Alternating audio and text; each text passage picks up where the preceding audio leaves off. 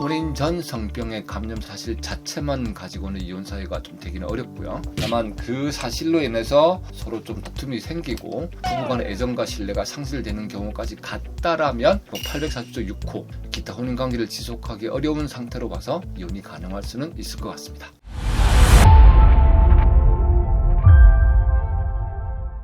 안녕하세요. 시원하게 싸우고 정확하게 끝내는 반팔 변호사 장영근입니다. 내 편에게는 다정하게, 상대편에게는 무섭게 제대로 한번 파헤쳐 보겠습니다. 변호사님, 오늘 주제는 어떤 걸까요?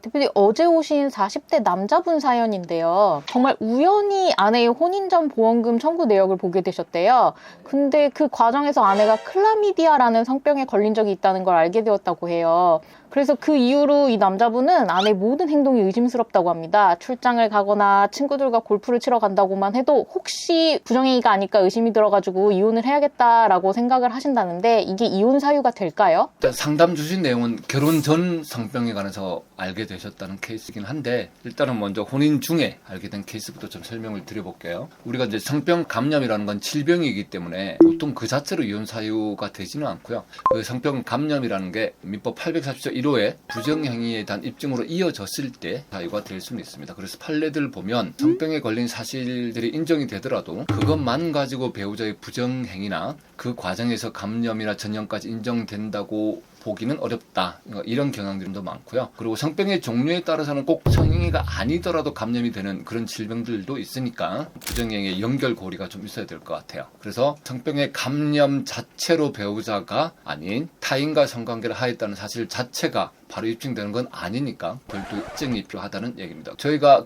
했던 케이스 중에 남편이 유럽으로 출장이 잦았었고 그 시기에 아내가 성병이 감염이 되었는데 아내분께서는 남편으로부터 감염된 것이라고 의심을 하게 된 거죠. 그래서 남편이 해외 체류하면서도 생활비를 거의 보내주지 않고 아내가 국내에서 홀로 이제 다툼이 생기다 보니까 결국 혼자 양육비 생활비 책임지게 된 그런 사안이 있었는데, 이제 이 사안에서는 성병 감염 사실에 대해서 남편이 책임 있는 사유로 인한 것이다 이렇게 봤었고, 결국 부부의 애정과 신뢰가 상실돼서 회복될 수 없을 정도로 파탄되었다 본 사례가 있는데요. 그러니까 이 사안도 결국은 남편의 성병에서 시작이 된 거긴 한데, 최종적으로는 그 부부간의 애정과 신뢰가 상실된 점, 이제 그게 이혼 사유로 핵심이었던 거죠. 다만 우리가 성병 중에서도 이제 에이즈 같은 경우는 이제 중증 감염, 이런 경우는 그러니까 일반적인 성병하고 달리 그 자체로 인한 투병 생활로 인해서 혼인 관계가 파탄이 될 수 있는 가능성이 크기 때문에 조금 더 이혼이 인용되는 경우가 많고요. 이상에서 보신 것처럼